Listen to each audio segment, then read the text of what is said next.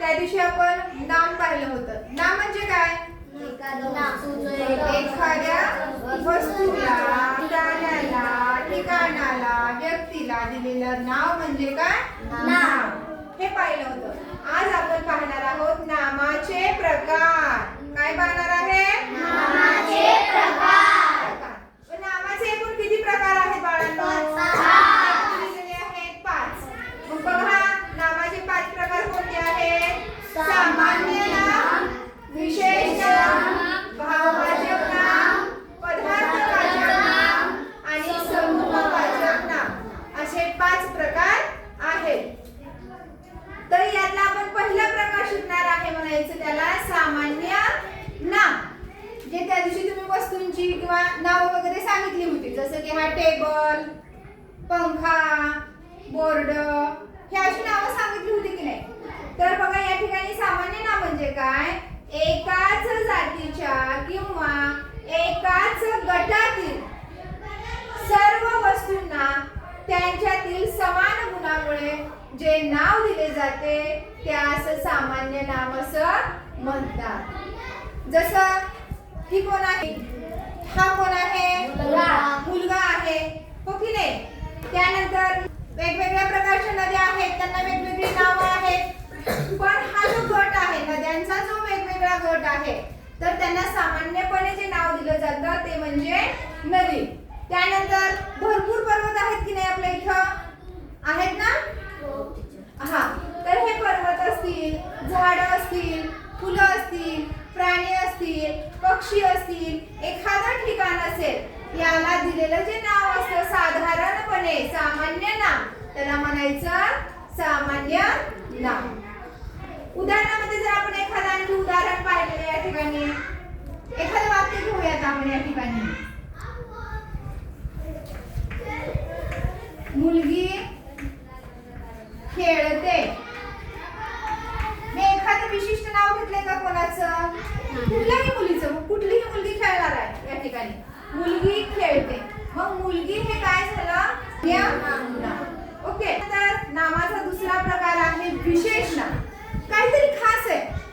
विशेष म्हणजे खास आहे, काहीतरी विशिष्ट आहे.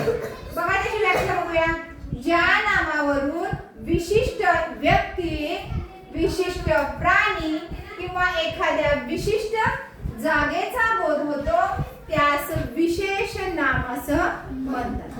नाम म्हणजे नाव, काहीतरी विशेष नाव म्हणून विशेष नाम. उदाहरणामध्ये मुलगा हे सामान्य नाम झालं, पण मी जेव्हा याला सचिन म्हणेल किंवा याला जेव्हा मी विराट म्हणेल, तेव्हा मला सांगा आपल्या वर्गातील कोण माझ्याकडे येणार आहे? नाही. कोण येणार माझ्याकडे? विराट. विराटच येणार. मी सांगितलं समर्थ उभा राहा म्हटल्यानंतर कोण उभा राहणार आहे? तो मुलगा आहे. मुलगा हे सामान्य झालं, पण त्या मुलाला जेव्हा समर्थ नाव दिलं जातं, जेव्हा मुलीला नाव रीता दिलं जातं, एखाद्या मुलीचं नाव शीतल असतं, तेव्हा त्या मुलीचं ते काय झालं? विशिष्ट नाम. काय झालं ते? विशेष नाम. विशेष नाम झालं. काय झालं ते? विशेष नाम. त्या व्यक्तीला दिलेलं खास नाव त्याला म्हणायचं विशेष नाम. आपली शाळा आहे, मला सांगा बरं, अक्कलकोट स्टेशन म्हणल्यानंतर सगळेजण कुठे येणार आहेत? अक्कलकोट स्टेशन शाळेतच येणार आहेत. खडकगावला जातील का ते? नाही जाणार. म्हणून या ठिकाणी विशेष नाम म्हणजे एखाद्या व्यक्तीला किंवा प्राण्याला किंवा जागेला खास विशेष नाव दिलेलं असतं, त्याला विशेष नाम असं म्हणतात. आता हे मुलाचं खास नाम झालं. त्यानंतर आपला देश कोणता म्हणल्यानंतर तुम्ही काय सांगणार आहे? देश हे सामान्य नाम झालं, पण त्या देशाला दिलेलं नाव काय नाव आहे? आपल्या देशाला दिलेलं भारत. भारत हे काय झालं? विशेष नाम झालं. त्यानंतर मोठी मोठी पर्वत पाहिलेली आहेत. हिमालय हा आपल्या भारतातला सर्वात उंच पर्वत आहे. मग पर्वत अनेक आहेत, पण जेव्हा आपण हिमालय म्हणतो तेव्हा आपण काय बघणार आहेत? आपल्या त्यावेळेस हिमालय डोळ्यासमोर येणार आहे.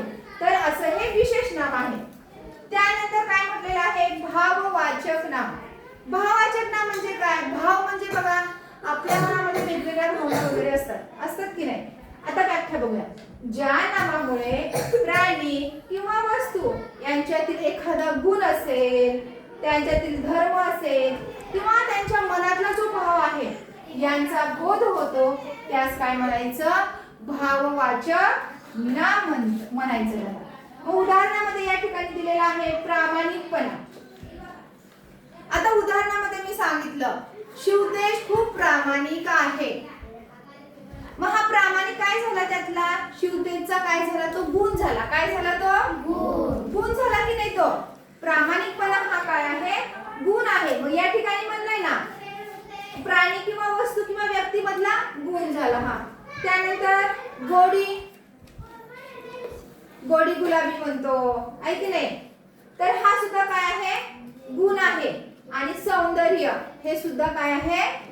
गुण आहे. सौंदर्य म्हटल्यानंतर ते विशेष नाम होतं, पण एखाद्या गोष्टीतली जी सुंदरता आहे, एखाद्या गोष्टीतलं जे सौंदर्य आहे ते सौंदर्य म्हणजे काय?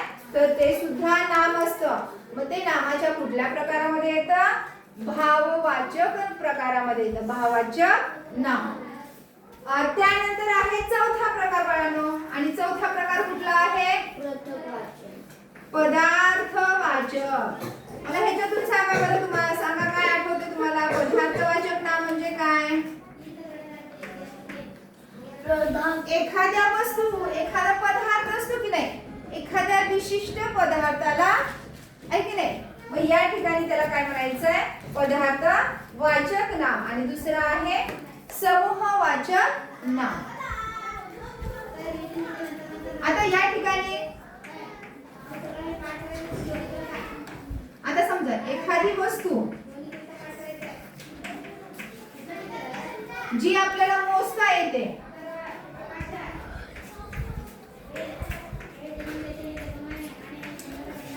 मोजता पण येते आणि मोजता पण येत नाही.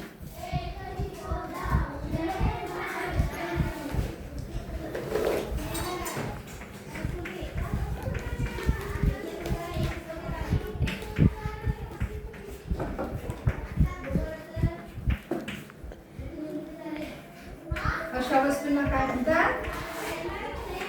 पदार्थवाचक नाम असं म्हणतात.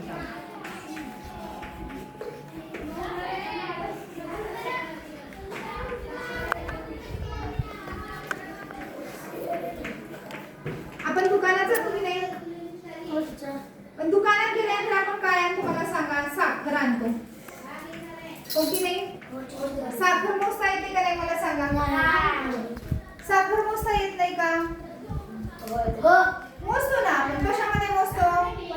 ग्रॅममध्ये मोजतो, किलोमध्ये मोजतो. त्यानंतर दूध आहे, दूध मोजता येतं का नाही मला सांगा? सोने जातो ना आपण दुकानामध्ये, ह्या वस्तू आणतो की नाही, ह्या मोजता येतात वस्तू.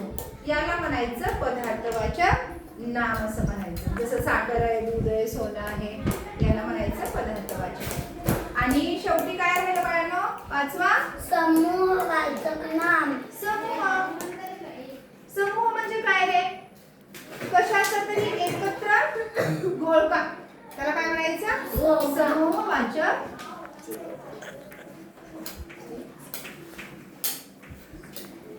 एखाद्या वस्तूंच्या समूहाला, एखाद्या वस्तू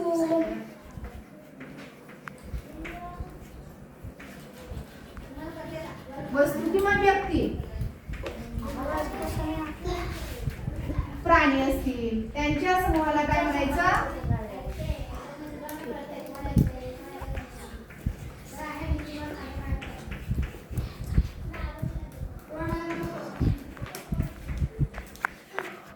एकत्रितपणे काय म्हणायचं त्याला? समूहवाचक.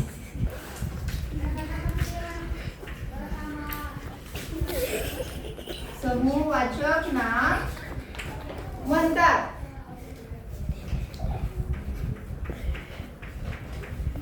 आता उदाहरणार्थ बरं मुलांचं काय असतं रे बाळांनो मला सांगा? मुलं आहेत, एकत्रित तुम्ही मुलं बसलात की नाही, मग त्या वेळेस मुलांचा काय असतो? मुलं एकत्र बसलात तुम्ही, त्या मुलांच्या एकत्रीकरणाला काय म्हणायचं? घोळका म्हणायचं. काय म्हणायचं? घोळका.